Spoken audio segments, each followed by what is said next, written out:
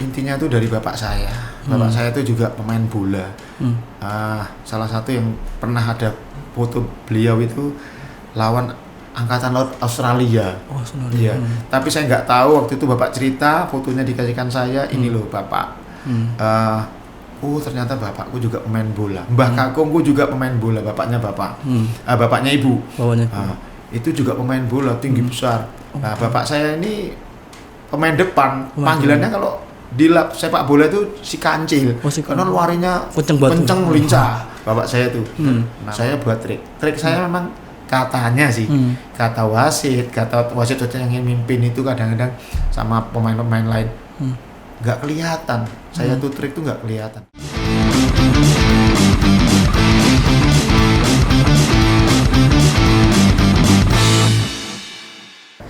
Ya, selamat malam Tribuners, kembali lagi ke podcast Persis hari ini, dan pada kesempatan kali ini kita kedatangan tamu istimewa, salah satu legenda Persis Solo, Yanis Ucok.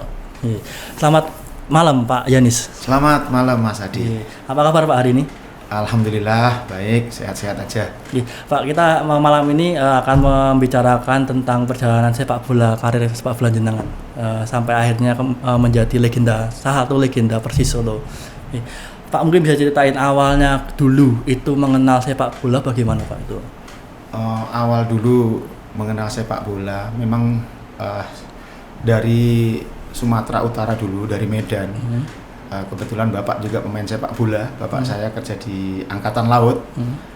Dari kecil saya juga di Medan sana udah main bola.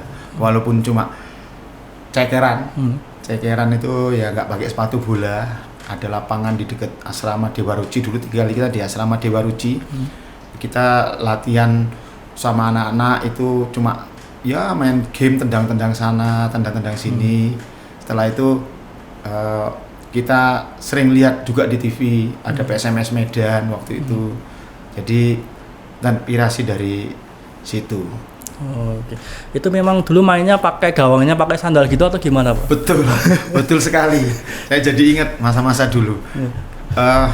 Itu gawangnya tuh sandal, ya betul. Sandal kadang pakai taruhan juga dulu waktu itu. Pakai taruhan, iya. Kadang kalau yang kalah ngasih ini apa namanya es itu loh. Es kecil air es, iya es. Zaman dulu esnya namanya es Ganevo waktu itu. Es Ganevo ya, es yang harganya dulu masih Rp5 waktu itu. Iya. Itu tahun berapa itu, masih udah lama sekali itu, tahun SD itu tahun berapa kira-kira ya itu di Medan sana. Jadi masih SD itu. Jadi ada sepak bola, kita sama ini taruhannya yaitu kadang kalau menang dikasih es Ganevo sama teman-teman itu. Oke. Pak, tadi kan juga sempat nyebut PSMS Medan itu memang dari teman-teman itu mengenalkan PSMS Medan atau jenengan lihat sendiri pada waktu itu? Waktu itu saya memang bapak saya kan Angkatan Laut, sering jaga pintu gerbangnya stadion Teladan Medan waktu itu. Jadi kalau pas PSMS Medan, ya namanya kita juga orang Medan di sana, pasti nonton ke sana. Tapi saya kalau nggak salah saya baru sekali nonton. Waktu itu kipernya Ponirin Meka. Ponirin waktu itu zaman Ponirin Meka. Terus Abdul Rahman Gurning, terus ada lagi ya nama-nama pemain-pemain Medan. Jadi waktu itu bapak yang ngajak saya. Memang saya senang sepak bola, bapak saya juga pemain bola, tapi di Angkatan Laut waktu itu. Itu dulu main sepak bolanya itu di kompleks Angkatan Laut atau memang sempat juga keluar, misalkan ke kampung-kampung, ke gang-gang gitu nggak Pak? Maksudnya bapak saya atau saya? Oh, saya masih di SD di kompleks ya? Asrama Dewa Ruci itu, asramanya Angkatan Laut biasa. Bapak-bapak Angkatan Laut itu kan asramanya Dewa Ruci. Jadi main bolanya di situ ada lapangan voli dan lapangan sepak bola. Jadi kadang main di lapangan volinya itu untuk sepak bola. Dan di lapangan bolanya juga buat yang besar-besar, biasanya orang dewasa gitu. Ya anak-anak juga, anak-anak Angkatan Laut juga. Oke, teman-teman di sana ya Pak? Iya, betul. Pak, kemudian pada waktu itu jenengan terinspirasi nggak sih, ada beberapa pemain sepak bola yang menginspirasi jenengan gitu untuk bermain sepak bola? Kalau masih di Medan belum ya. Belum, masih soalnya masih anak-anak sih. Masih anak-anak. Setelah saya pindah dari Medan, baru terinspirasi dari sepak bola di Jawa. Di Jawa pindah di Wonogiri. Iya. Ya. Kalau di Medan itu waktu itu ya cuma pernah dengar itu namanya itu Ponurin Meka kiper itu, tapi yo pingin sebenarnya main bola di sana. Cuma masih SD, masih kecil. Waktu itu nggak ada SSB toh, nggak ada SSB. Bisanya cuma latihan alam. Jadi kita melihat orang main bola di TV, FSMS, oh mainnya kayak gini. Ikut mengingat, oh di TV tadi kayak gini bawahnya, kayak gini kayak gitu. Mempraktekkan di lapangan langsung. Saya praktekkan di lapangan, oh kayak gini nih. Terus lihat di TV dulu pemain luar negeri gitu. Jadi saya nggak ada pelatih dulu masih. Jadi alam gitu, alam betul dari alam. Jadi bisa-bisaan gitu. Terus ngelihat dari TV, saya coba sama anak-anak seusia saya. Goreng sana, goreng sini. Kalau di sini kan namanya capping ya sekarang. Gocek gitu ya. Iya, gocek. Dulu goreng sana, goreng sini. Enak cara ngelewatnya gini-gini. Saya tiru dari TV, lihat TV Maradona, lihat itu segala. Oh, kayak gini gitu. Oh, berarti itu tadi nyebut Maradona memang jadi salah satu influence atau inspirasi nggak sih Pak sebenarnya Maradona itu? Iya, itu Maradona itu udah terkenal soalnya dari dulu gocekannya juga bagus, nomornya 10 kan waktu itu juga. Saya lihat gocekan, oh kayak gini ya, kayak gini main bawa bolanya padahal orangnya kecil, orang kecil aja masih bisa bawa bola kayak gini ya. Berarti dia ini juga latihannya juga bagus betul sih Maradona ini. Effortnya bagus banget. Iya, itu dia ada pelatih. Tapi sebelumnya mungkin dia juga nggak ada pelatih juga udah pinter juga dia. Gitu. Oh, ya, dari situlah kemudian muncul semangat untuk bermain sepak bola, belajar sepak bola. Kebetulan dari situ, tapi intinya itu dari bapak saya. Bapak saya itu juga pemain bola. Salah satu yang pernah ada foto beliau itu lawan Angkatan Laut Australia. Oh, Australia. Iya. Tapi saya nggak tahu waktu itu bapak cerita, fotonya dikasihkan saya, ini loh bapak. Ternyata bapakku juga pemain bola. Mbah kakungku juga pemain bola, bapaknya bapak. Bapaknya ibu. Itu juga pemain bola, tinggi besar. Nah, bapak saya ini pemain depan. Panggilannya kalau di lab sepak bola itu si kancil, karena larinya kenceng lincah. Bapak saya itu nama bapak saya itu Sukamto. Ya, makanya kadang ini panggil Kamto Kancil itu waktu dulu ya, waktu di Angkatan Laut itu di Medan itu. Lawannya padahal besar karena Angkatan Laut Australia kan besar. Jadi bapak ini lewat, dia cerita ke saya, kamu kalau bisa nanti jadi pemain. Wah, dari situ saya nonton. Tiap ada bola saya pasti nonton. Tiap ada bola mesti bapak ngajak saya. Ya, seperti itu. Berarti menanamkan rasa kecintaan sepak bola kepada anaknya, bapak. Iya betul. Saya pun bangga sih bapak dikenalkan sama sepak bola. Lah saya belum tahu apa-apa udah sama anak-anak seusia saya. Enak banget lewat-lewatnya tuh enak gitu loh, padahal tanpa pelatih. Ketawa saya kalau udah melewati orang 1, 2, 3 puas ya. Ketawa saya, aku kok bisa ya, padahal aku nggak ada pelatihnya. Waktu itu nyadari sendiri sama anak-anak ini asrama Dewa Ruci itu, sama anak-anak seusia kok gampang lah. Makanya kalau pas main gitu mesti aku kawanmu ya kawanmu ya nggak apa-apa, sama-sama nih. Pingsut juga itu, pakai shoot gitu. Jadi rebutan. Jadi rebutan aku, aduh. Gitu. Iya. Tapi bapak juga sempat melihat dengan main nggak sih pak? Bapak saya. Iya. Kalau di Medan masih kecil ya udah tahu pasti dipanggil. Di Persis pun udah lihat main saya sampai saya ini bapak itu meninggal tahun 2008. Iya.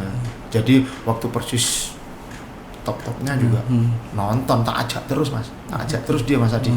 Bapak saya tak ajak, saya tuh sama orang tua sayang saya, nggak mungkin tak sendiriin. Bapak itu hiburannya setelah pensiun itu ya sepak bola itu, saya ajak itu nonton. Kalau enggak bapak di rumah, orang tua kasihan di rumah, jangan di rumah terus. Kalau selama anaknya masih mampu, ajak orang tuanya, ya kan, ajak orang tuanya kemana aja, biar bapak sehat, biar orang tua sehat. Kalau tengok-tengok di rumah ya malah nggak sehat. Iya, makanya saya sama anak-anak pelatih sama pemain-pemain saya, murid-murid saya, kalau jadi pemain besar nanti ajak orang tua kamu, jangan kamu diemin di rumah. Hiburannya itu ya kamu itu hiburannya itu. Saya ajak bener. Bapak saya main Persis nonton kemana aja. Kalau enggak bapak udah nanti sampai stadion udah gratis bapak. Iya. Karena teman-teman tuh kalau sama Pak saya udah apal semua. Iya. Sempat dapat saran nggak sih Pak waktu kecil itu dari Bapak untuk misalkan mainnya atau goceknya harus gini sempat dijarain nggak? Kalau dari Bapak cuma bilang kowe dadi pemain ngarep wae gitu. Jadi pemain depan, jangan pemain belakang. Karena Bapak ya pemain depan. Banyak latihan lari. Larimu kudu kenceng nek main ngarep.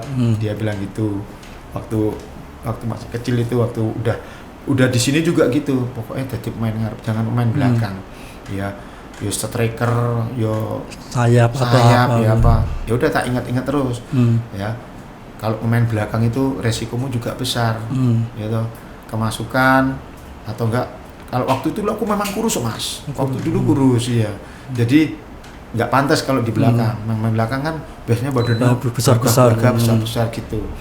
Akhirnya iya Pak, main depan. Main depan jarang banget aku jadi pemain belakang.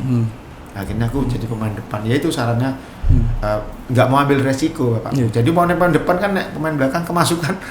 Sing disalahkan kadang-kadang kan main belakang. Padahal juga harusnya semua pemain salah kalau udah kita kemasukan. Tapi resikonya banyak pemain belakangnya ini. Jadi cuma pesannya itu sih. Saya ingat aku itu. Habis itu jangan jangan sombong katanya. Kamu jadi pemain jangan sombong nantinya. Terus jangan mencoba mencederai kaki lawan. Ya. Ingat pokoknya itu suruh ingat-ingat. Jangan kalau nggak sengaja ya piye ya. Lah namanya juga main bola, ya kan. Yang penting jangan punya niat mencederai lah. Intinya seperti itu. Momen yang sampai saat ini masih teringat dengan Bapak apa Pak ini? Momen. Iya. Sampai saat ini. Momennya di Persis waktu itu. Momen yang kadang-kadang ada yang nggak enak, ada yang enggak. Yang nggak enak itu saya sebelumnya udah bilang sama Bapak, Pak, kalau nonton Persis main, penonton tuh kan kadang ada yang nggak suka sama saya. Maksud saya nggak suka itu mungkin dia taruhan waktu itu ya.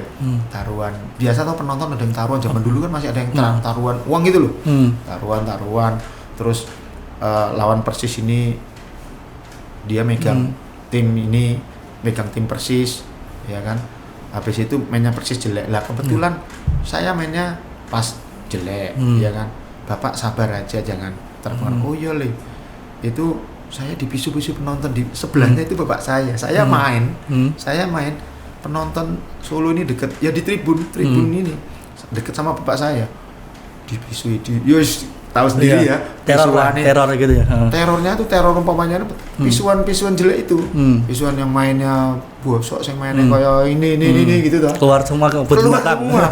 Bapak saya ini padahal mantan angkatan laut. Kalau dia marah gitu mungkin dipukul bisa, ini anakku kok dijelek-jelek. Tapi aku udah tahu karena jiwa sepak bolanya bapak saya itu biasa, penonton itu memang seperti itu, apalagi yang taruhan. Bapak saya udah hafal.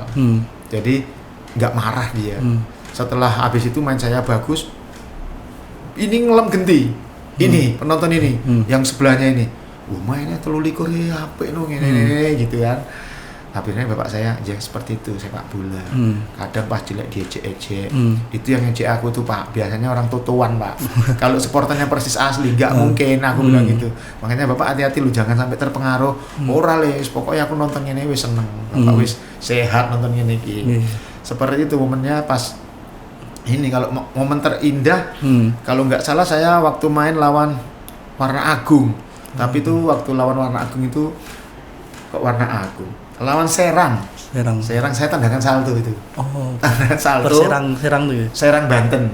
Sekarang Banten ya Serang. Dulu kan Persis Serang gitu loh. Mungkin masih Banten ya.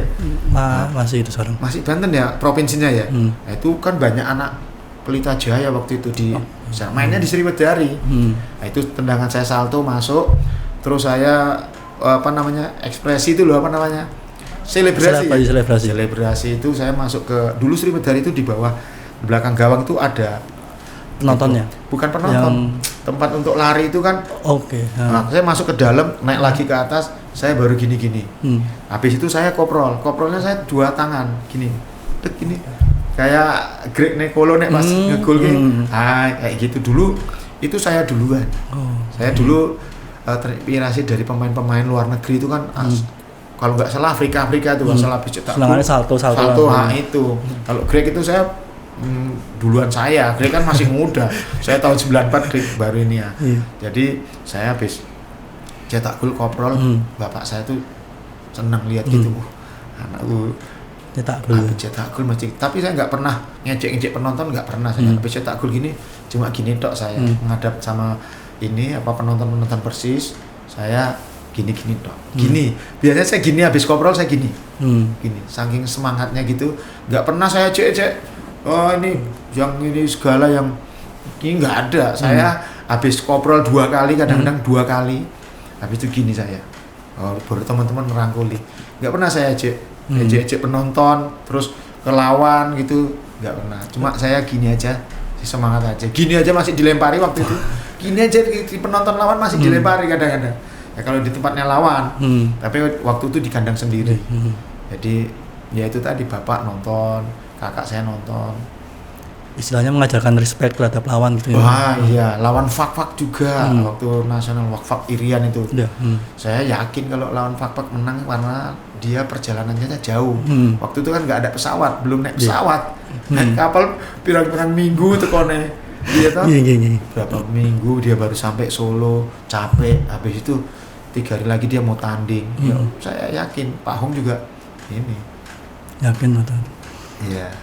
Itu kan Bapak kan juga sama jenengan kan juga sering juga nonton pertandingan bareng ya Mas? Iya. Pertandingan terakhir sama Bapak yang Bapak nonton itu apa? Kalau di sini ya nontonnya setelah Persis habis main lawan Aceh. Besoknya tim lain yang main mesti saya ajak. Kalau nggak salah dulu Pelita Solo pernah saya ajak. Waktu ada Pelita Solo di Solo, itu zamannya Tommy Indrianto itu. Nah itu kan teman saya juga. Nah itu tapi masih muda dia daripada saya. Saya dulu masih main Persis, saya sering ajak Tarkam itu Tommy. Si Tommy sama si Nunung itu. Nunung itu saya bawa main ke Batu Wonogiri sana. Naik mobilnya Nunung, ya kan. Nggak apa-apa cok, aku bayarannya pernah perlu kau pas, yang penting aku bisa main dia tak ajak sana. Dia jadi pingin cuma ini aja, kondisi aja. Enak juga tak ajak main ke sana, kondisi dapat uang, menang dapat uang waktu itu. Jadi sering bapak saya itu saya ajak terus Mas Adi. Tarkam kemana aja tak ajak, main ke Klaten, ke Karanganyar, ke Wonogiri, Batu kan jauh toh, Pacitan kemana. Habis main menang, manajernya, bosnya itu, Pak, rokoknya apa Pak? Bapak saya juga ngerokok waktu itu. Wes dapat makan apa-apa, pulang masih dibawain. Seneng bener. Dulu waktu di Batu itu manajernya kan jagal sapi. Saya ngejak kan bos-bos yang jagal sapi. Juragan itu. Saya juga gak mikir masalah uangnya dapatnya berapa kalau menang, nggak mikir sana. Yang penting saya seneng, orang tua saya seneng, tak ajak tuh bapak saya. Makanya pas main menang itu makan di kan kumpul-kumpul sama manajernya. Terus ini bapakmu ya? Iya, tak kenalin bapak saya. Wah, bapak saya biasa tok, lapisan biasa, tapi sehat alhamdulillah.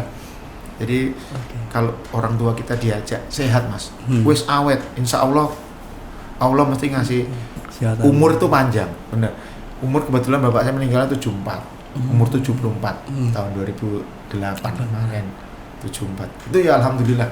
Pulang dari haji yuk, belum sampai rumah, ibaratnya pulang haji sampai rumah kakak saya di Jakarta sana, Pondok Gede, udah nginep di sana, mau pulang ke sini habis sholat subuh meninggal. Jadi saya nggak bisa metuk ke sana, jemput ke sana. Yang di sini ya kakak saya sama saya di Sukoharjo. Jadi meninggal tuh ketemunya ya bapak jenazah bapak saya. Tapi saya sempat ya itu tadi umurnya 74 kan udah tua ya ibaratnya 74. Karena itu tadi kita buat seneng-seneng. Mudanya itu jangan sampai tengok-tengok neng omah, ojo nganti ngelamun di rumah, diajak ngobrol. Ya toh? Seperti itu diajak ngobrol lah orang tua, apalagi ibu juga diajak ngobrol. Ibu saya juga meninggal 74. Habis bapak dulu toh umur bapak 74, terus ibu masih sehat nih ibu nih. 10 tahun kemudian baru meninggalnya ibu saya. Jadi kacek 10 tahun gitu ibu saya baru. Jadi umurnya sama bapak saya kacek 10 tahun sebenarnya ibu saya. Masih muda lah. Apa jadi jarak nikahnya itu masih 10 tahun, masih muda. Pak, kembali lagi ke rekam sepak bola ya Pak. Klub pertama yang jenengan bela itu mana Pak? Klub pertama saya bela di Wonogiri. Saya kan pindahnya langsung dari Medan ke Wonogiri ke rumah ibu saya. Asal ibu saya kan Wonogiri. Jadi klub pertama itu Putragiri Wonogiri. Putragiri ada dulu namanya, klub pertama saya Putragiri Wonogiri. Itu coachnya itu pelatihnya dari Solo. Dari Solo namanya Pak Pendi. Pak Pendi itu sekarang udah meninggal. Terus pindah saya ke Gajah Mungkur. Pak Pendi ini saya pindah ke Gajah Mungkur. Di Gajah Mungkur itu baru ditempa macam-macam coach ya, macam-macam pelatih.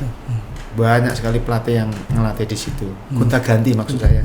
Gonta-ganti dari Pak Edi Santoso, terus Yudi Suryata, terus terakhir paling lama saya sama Mas Nur Zahid.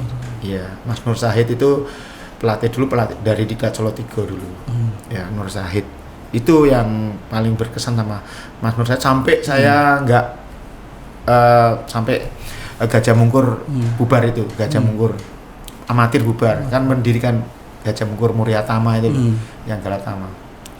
Jadi terakhir saya di Gajah Mungkur, Persiwi, Tunggal Darah itu jadi satu karena pemainnya ya itu juga. Nah, dari pertama Putra Wonogiri, Putragiri bukan Putra Wonogiri, Putragiri, terus Gajah Mungkur. Habis itu baru saya ke Jakarta. Ke Jakarta itu ikut Setia BNI 46. Setia BNI 46 yang kompetisinya di Menteng. Di kompetisi di Menteng itu kompetisi Persija Pusat. Persija Pusat kan ada Persija Pusat, Persija Selatan, Utara. Nah, ikutnya kompetisi Persija Pusat saya. Ikut Setia BNI 46.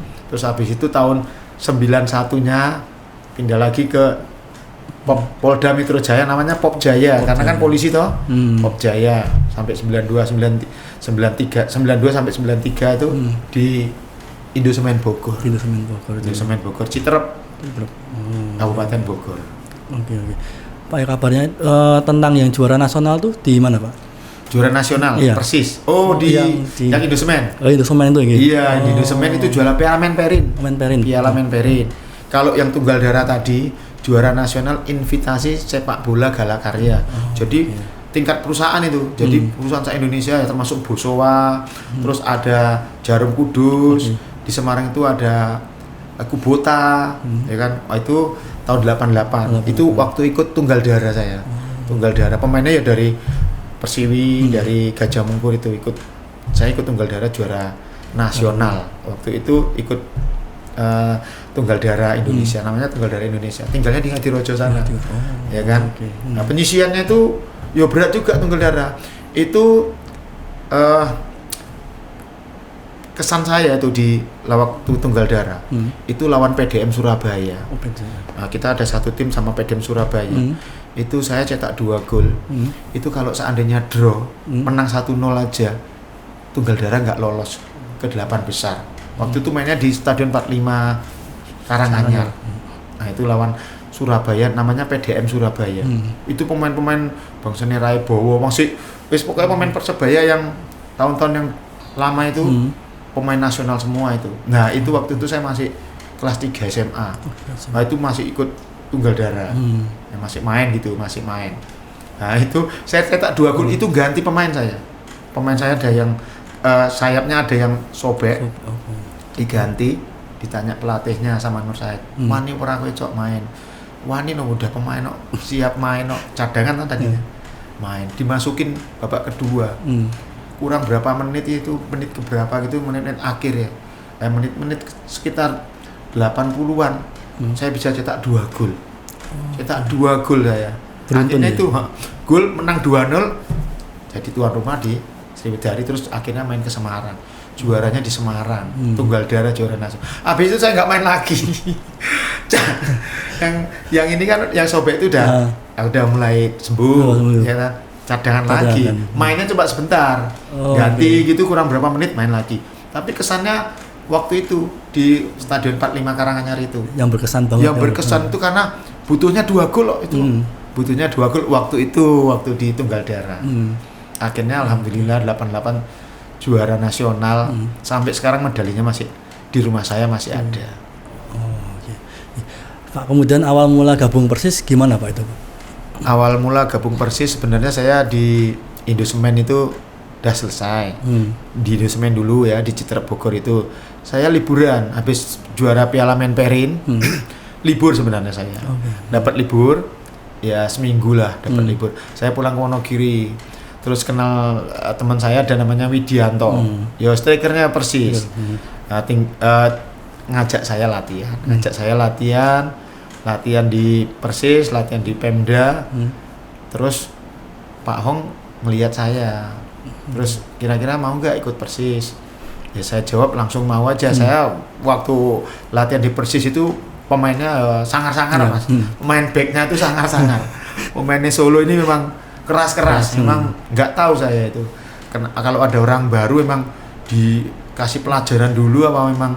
Padahal kalau dengar nama Persis itu kan mesti mainnya halus ya. Persis Solo, wong Jawa ya toh. Halus mainnya. Ternyata pemain belakangnya keras-keras ini.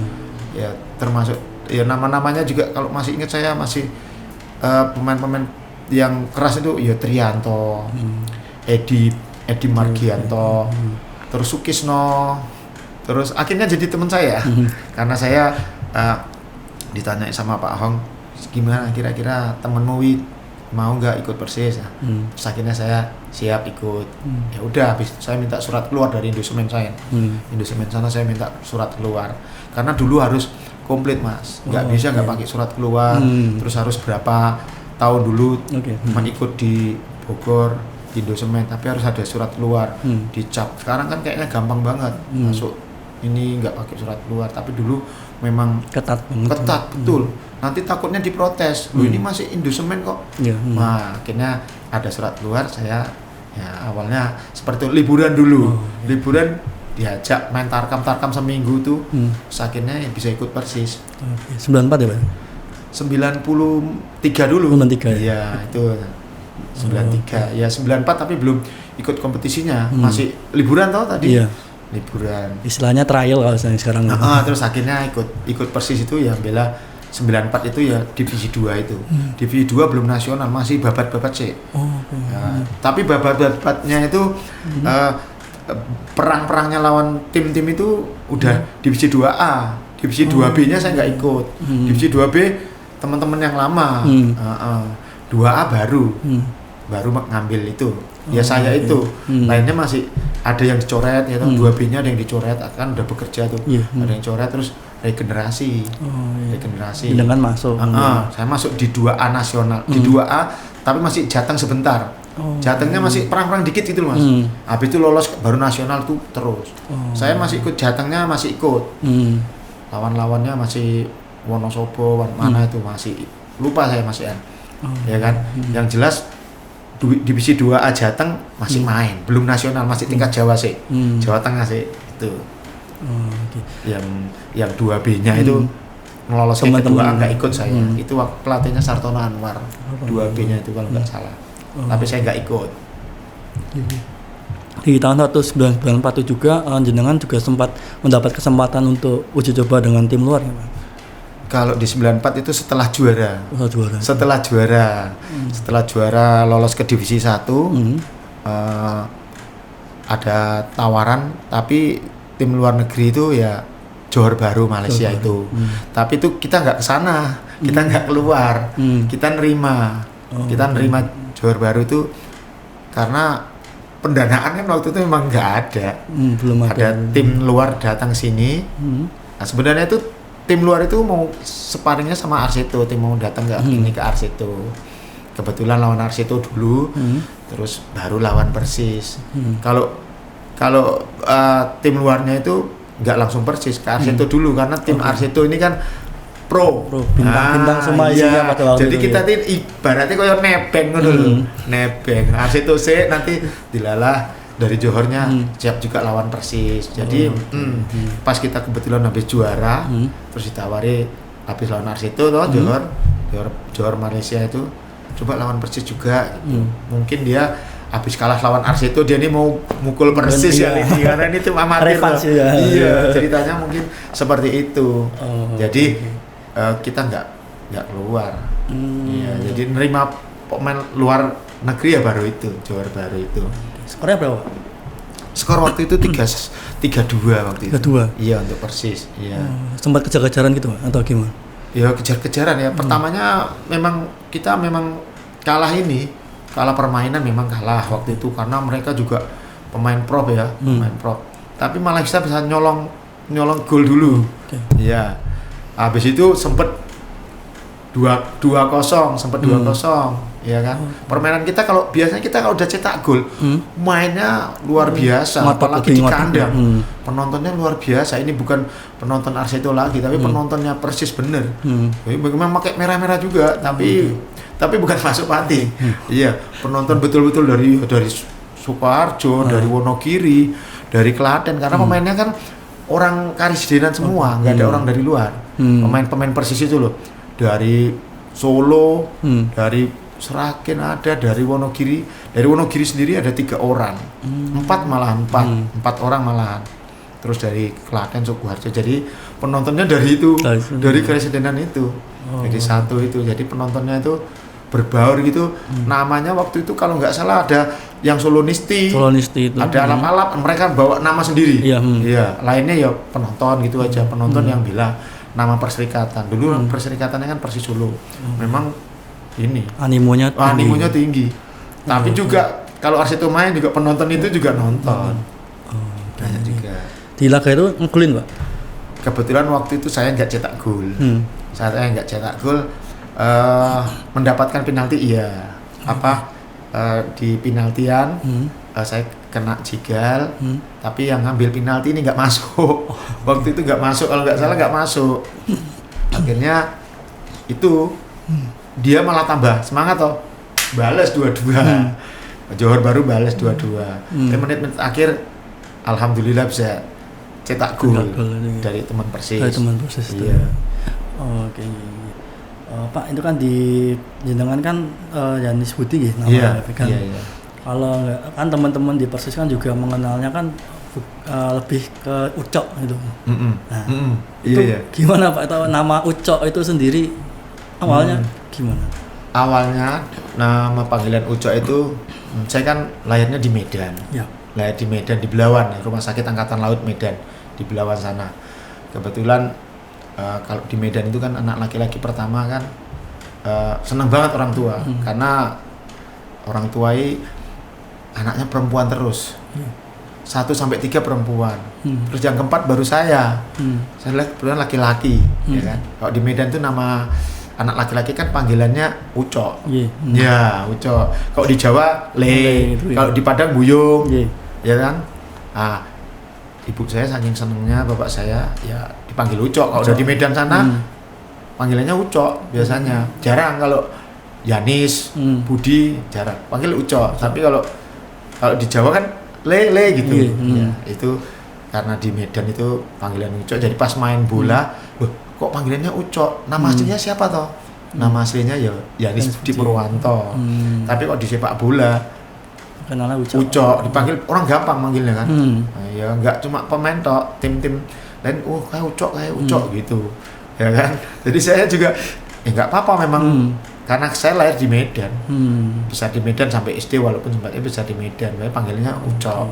Jadi kalau wartawan kadang-kadang temen Yanis Budi mesti ditambahi Ucok. Nanti kalau soalnya pada nggak tahu nanti dikira Yanis Budi Purwanto. Kalau nggak ditambah Ucok, Yanis Budi sih ngendi toh? Yang mana? Kalau udah Ucok Yanis Budi toh Ucok gitu. Jadi seperti itu. Iya. Memang sempat ada beberapa yang tidak tahu. Tapi memang Ucok itu panggilan anak laki-laki orang Medan sama Batak itu Batak kan. Ucok itu kan Batak panggilan. Karena nenek saya marganya Tarigan. Nenek dari ibu Tarigan. Gitu. Pak, yang tadi balik yang ke Johor Pak itu kan bermain di Johor meskipun tidak cetak gol dari pihak Johor itu juga sempat ngelirik nggak sih Pak kejenengan? Waktu itu ya itu tadi saya katakan Johor itu habis main tanding sama Persis kita ada pertemuan. Ada pertemuan makan-makan di jamuan makan-makan di hotel Diamond dulu. Diamond, iya betul. Kalau nggak salah Diamond. Saya ketemu ngobrol-ngobrol antar pemain. Kebetulan saya dipanggil sama ada manajernya cewek waktu itu, namanya saya jangan lupa. Panggilannya Miss ya. Miss waktu itu ngomong-ngomong terus tanya sama saya, kira-kira ikut Johor mau tidak gitu. Bahasanya seperti itu, tapi bahasa Melayu dikit ya. Ada Melayu-Melayunya sedikit. Kira-kira ikut Johor, coba dulu ke sana ke Malaysia. Waktu itu Malaysia gitu. Malaysia. Coba ke Malaysia dulu, coba. Nanti bilang aja sama coachnya Persis. Terus ya nanti saya bilang dulu sama coachnya Persis, kalau boleh nanti saya sampaikan lagi. Waktu itu ngobrol-ngobrol gitu lewat surat kan, datang surat dari Malaysia. Habis ngobrol-ngobrol itu nanti saya tunggu katanya gitu. Nanti saya kasihkan surat buat kamu. Waktu itu pas udah pulang dari Solo ini, tim Malaysia kan pulang, besoknya kan pulang. Terus surat datang tuh, ya suratnya datang di alamatnya ke Balai Persis itu. Dulu saya tinggalnya kan di Balai Persis. Dapat surat itu, saya baca, intinya sana siap Malaysia. Lah pas latihan di Sriwedari, surat itu saya bawa kasihkan ke Pak Hong. Pak Hong, ini saya dapat surat dari Malaysia. Ya kemarin itu kita uji coba itu. Terus lah gimana Pak Hong? Ya lah piye kowe Pak Hong gitu. Gimana kamunya? Saya manut Pak Hong aja. Ya enggak usah, sini kita masih kompetisi. Enggak usah jauh di sana. Gitu kan. Pak Hong, ya saya nurut Pak Hong aja, nanti saya balasnya suratnya, saya kasihkan ke manajernya. Manajernya yang cewek kemarin itu. Iya Pak Hong, gitu. Lah ini suratnya itu dari manajernya itu, saya suruh ke sana. Kalau bisa nanti mau diongkosi, mau dikasih uang, saya suruh ke sana. Pak Hongnya nggak boleh. Ya udah akhirnya saya sampai sekarang sama Pak Hong, sampai Persis juara itu. Nah, akhirnya saya surati juga ke Malaysia itu. Intinya saya menolak karena tenaga saya dibutuhkan di Persis. Waktu itu tenaga saya dibutuhkan di Persis karena butuh pemain depan ini. Makanya itu saya dikasih kerjaan itu, dikasih kerjaan sama Solo. Waktu itu namanya Pemda loh, belum Pemkot. Pak, kemudian momen yang masih teringat dengan Persis, momen terindah dengan Persis itu apa, Pak? Ya momen terindah pertama ya tahun 94 itu yang itu juara itu lawan Aceh. Lawan Aceh itu di semifinal Mas Adi. Di semifinal itu Aceh tuh memang juga pingin lolos ya. Persis apalagi ya kan. Nek si Aceh ini memang betul-betul udah siap mental. Kita belum apa-apa, mainnya keras dia. Ya kan. Pas pertandingan babak pertama itu susah sekali cetak gol. Lah saya buat trik sebenarnya. Trik kotak penalti, syuting piye-piye kipernya juga bisa nangkep, bisa. Akhirnya saya buat trik di kotak penalti. Karena main di kandang toh, saya lewat. Sebenarnya kalau bagi saya itu bukan trik, tapi penonton udah wis ngerti nek Ucok ini sering trik nang kotak penalti. Tapi saya waktu itu memang udah lewat. Dimakan saya. Ya toh, dimakan. Tapi bagi mereka mungkin itu trik, ya kan. Tapi saya aslinya betul-betul pingin lewat. Cuma memang kalau memang susah bener, saya buat trik. Trik saya memang katanya sih, kata wasit yang ingin mimpin itu kadang-kadang sama pemain-pemain lain nggak kelihatan. Saya tuh trik tuh nggak kelihatan. Jadi betul-betul kayak dipangan gitu loh. Betul-betul kayak diselidiki, betul-betul dimakan. Akhirnya dapat penalti. Nggak masuk penaltinya. Penaltinya yang ngambil Bang Kisno ini kaptennya Persis nggak masuk. Akhirnya babak kedua bisa cetak gol. Bisa cetak gol itu hasil umpan saya. Yang cetak gol itu yang Wonogiri itu Widianto namanya. Sekarang dia di Pemkot Solo kerjanya. Saya umpan di heading masuk 1-0. Wah, masuk gegap gempita toh. Karena kalau kita menang ini udah pasti lolos ke divisi 1. Udah pokoknya lolos dulu ke divisi 1. Itu semifinal. Habis lolos habis golnya Widianto penonton wes itu gembita gitu. Ya itu hasil umpan saya tuh. Akhirnya pemain kiper nangkap toh, kiper sana saya ada permainan lagi, babak kedua permainan lagi ditendang sama pemain depan saya Widianto, ditangkap kiper, ya toh. Terus bolanya tuh di apa namanya di gini, jadi umpan dasar dikasih ke teman dulu, terus pas dia nangkep lagi, ada tangkapan lagi, dia baru mau noto tendangan ini kan bola out, tendangan si Widi tadi out kan, baru mau noto bola itu tak totoin sebenarnya. Bolanya tuh mau saya taruh di kotak 16 itu loh, kotak berapa, kotak yang kecil, kotak 6 itu tak taruh sini biar tendang sama kipernya. Lah pas saya naruh gini kipernya marah kipernya, saya ditendang, tendang itu saya sebenarnya saya nggak kena, cuma saya rasa pura-puranya sakit itu, wah wasitnya tahu, kartu merah kipernya, kartu merah. Lah di situ kita jadi ada ketenangan karena kipernya ini kiper bagus bener. Saya juga nggak tahu dia dikena kartu merah, cuma saya pingin noto bolanya untuk tendangan out kiper. Wah, dia emosi tuh, saya ditendang, kena kartu merah dia. Kartu merah ganti kiper tuh otomatis. Ganti kiper atau ganti pemain, waktu itu ganti kiper. Kipernya jadi jelek, keserang terus dia. Akhirnya aman kita, menang 1-0 itu, Dok. Umpan saya 1-0 itu di heading Widianto. Penalti dapat dari saya nggak masuk, yang nendang Bang Kisno. Yaitu tadi dapat saya crossing ini disundul sama Widianto. Itu kesannya paling karena udah lolos ke divisi 1 Mas. Lolos divisi 1 perkara sesuk final kalah 10. Yang penting lolos divisi 1 dulu waktu itu. Lah besoknya 2 hari lah Persikap itu main kedua kan. Nah, Persikap sebelumnya menang, Ding. Kita main kedua kita main kedua kan, mainnya sore sama malam. Persikap itu udah menang lawan Bandar Lampung kalau nggak salah, mana ya.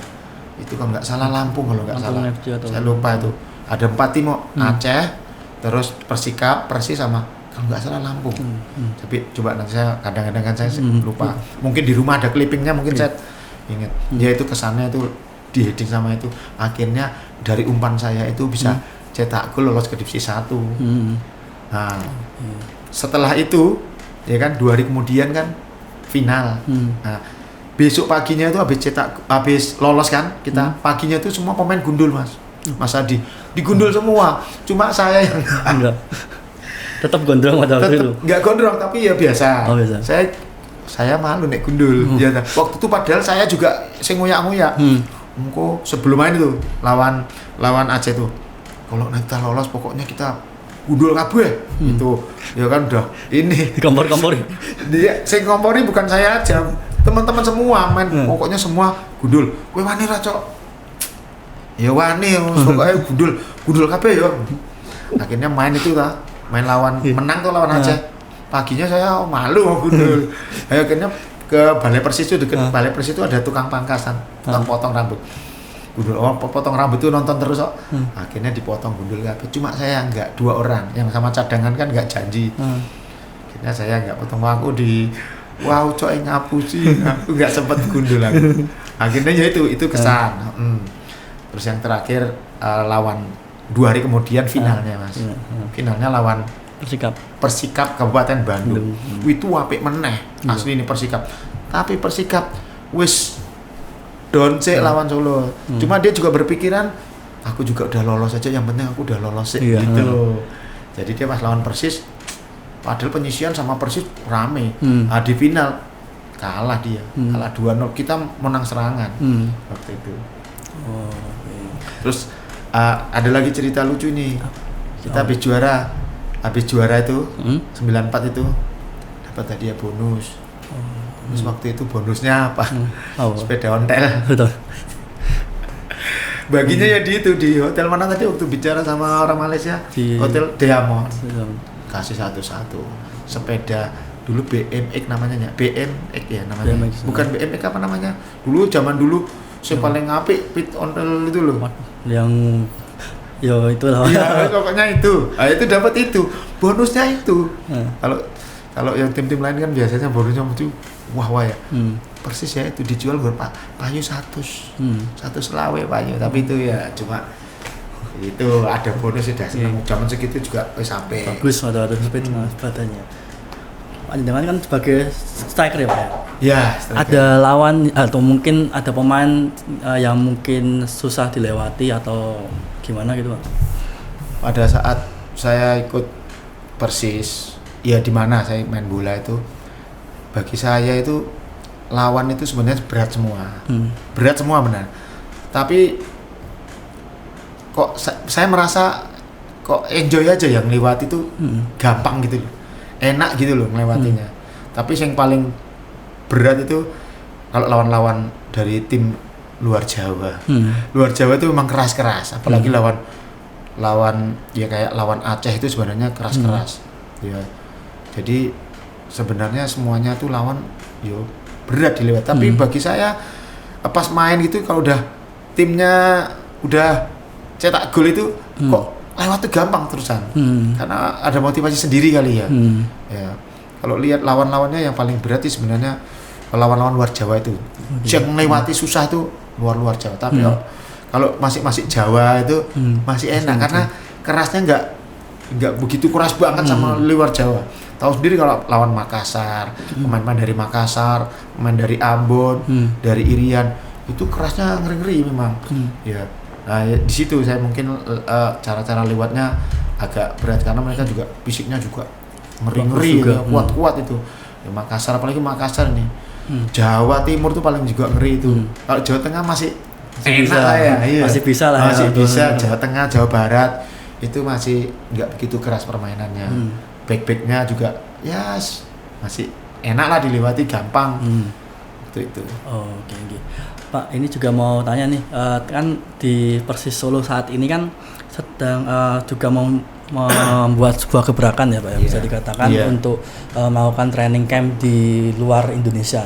Dan Malaysia menjadi salah satu destinasi mereka. Dengan gebrakan ini jenengan sebagai salah satu legenda Persis melihatnya seperti apa Pak juga? Saya menilai kalau gebrakan seperti ini ya positif aja ya, bagus buat Persis Solo sekarang ini. Karena dananya cukup, ya kan, pemain top semua, ya kan, pemain kelas semua, ya kan, apalagi sekarang kan mereka kesana kan karena dananya ada, ya kan, keluar. Kalau beda dengan waktu Persis saya, kita nerima tamu, sekarang mereka bisa punya kesempatan yang lebih baik, kesempatan besar, apalagi dananya cukup, udah pasti cukup, kemana aja bisa mereka, ya kan.